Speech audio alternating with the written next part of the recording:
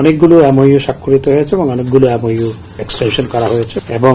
এরপরে দুই প্রধানমন্ত্রীর মধ্যে যে আলোচনা হয়েছে সেখানে অনেকগুলো বিষয়, বিশেষ করে কানেক্টিভিটি নিয়ে বিস্তারিত আলোচনা হয়েছে। বাংলাদেশের চট্টগ্রাম এবং মংলা বন্দর যাতে ভারতের উত্তর পূর্বাঞ্চলীয় বিশেষ করে রাজ্যগুলো ব্যবহার করতে পারে সে নিয়ে ভারতের মাননীয় প্রধানমন্ত্রী তাদের আগ্রহ এবং আমাদের যে অগ্রগতি সেটি নিয়ে আলোচনা হয়েছে এবং বর্ডার কিলিং যাতে কমে সেটি নিয়ে আসলে রাজনৈতিক পর্যায়ে বর্ডার কিলিং শূন্যে নিয়ে আসার জন্য আমাদের উভয় দেশ অত্যন্ত আগ্রহী, কিন্তু এরপরও সেখানে ঘটছে ঘটনা, সেটি যাতে কমানো যায় সেটি নিয়েও আলোচনা হয়েছে। এবং আপনারা জানেন ভারত এবং বাংলাদেশের মধ্যে 54টি অভিন্ন নদী আছে। সেই 54টি অভিন্ন নদী নিয়ে কিভাবে আমরা জয়েন্ট রিভার ম্যানেজমেন্ট আমরা করতে পারি, বিকজ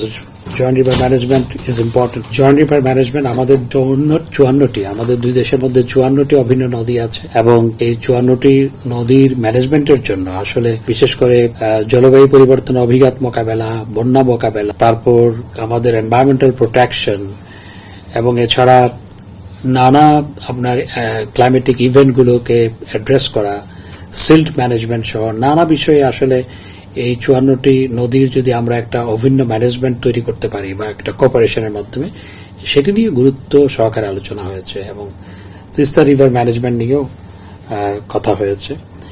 এবং এর বাইরে আমরা ভারতের সাথে যে পাওয়ার শেয়ারিং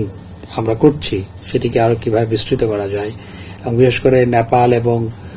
ভুটান থেকে আমরা যে জলবিদ্যুৎ আমদানি করতে চাই সে নিয়ে আপনারা জানেন যে ইতিমধ্যে ভুটানের সাথে চুক্তি স্বাক্ষরিত হয়েছে এবং ভুটান এ ব্যাপারে আমাদেরকে ফ্যাসিলিটেট করেছে, ভারত আমাদেরকে এই ব্যাপারে ফ্যাসিলিটেট করেছে কারণ ভারতের উপর দিয়ে গ্রিড এসছে। এটা নেপালের সাথেও আমরা করতে যাচ্ছি, তো সে নিয়ে ভারতের সহযোগিতা আমরা ইতিপূর্বে চেয়েছি এবং ভারত এই ব্যাপারে অত্যন্ত ইতিবাচকভাবে সাড়া দিয়েছে। এই বিষয়টিও আজকে আলোচনা হয়েছে এবং বিশেষ করে শুধু উৎপাদন করলেই তো হয় না, সেই সঞ্চালন লাইনটা লাগে, সেটি নিয়ে ভারতের মাননীয় প্রধানমন্ত্রী 3000 মেগাওয়াট ইলেকট্রিসিটি নতুন সঞ্চালন লাইন করার ব্যাপারে তাদের যে কার্যক্রম চলছে এবং সেটা থেকে যে আমাদেরকে ফ্যাসিলিটেট করা সেটি নিয়ে তিনি গুরুত্ব সহকারে আলোচনা করেছেন। আরো অন্যান্য দ্বিপাক্ষিক বিষয়গুলো আলোচনা হয়েছে, পিপল টু পিপল কানেক্টিভিটি সেটি নিয়ে আলোচনা হয়েছে। আসলে আলোচনা হয়েছে সেগুলো আমি আবার একটু বলতে চাই। Political consolidation,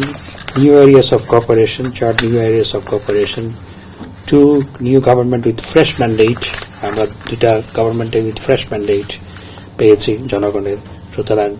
over the last 15 years time and over the last 10 years time under the leadership of Prime Minister Sri Narendra Modi and over the last 15 years time under the leadership of Prime Minister Sheikh Hasina,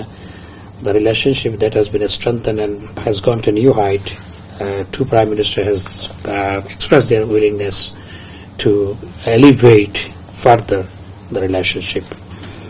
এবং যেটা আমি আগে বলেছি peaceful border ensure করা,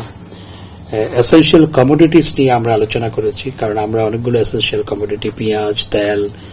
গম, চিনি সহ অনেকগুলো এসেনশিয়াল কমোডিটি আমরা ভারত থেকে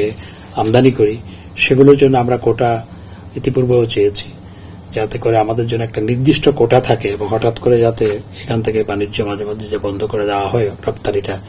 সেটি যাতে না হয় সেটাই আমরা বিস্তারিত আলোচনা করেছি।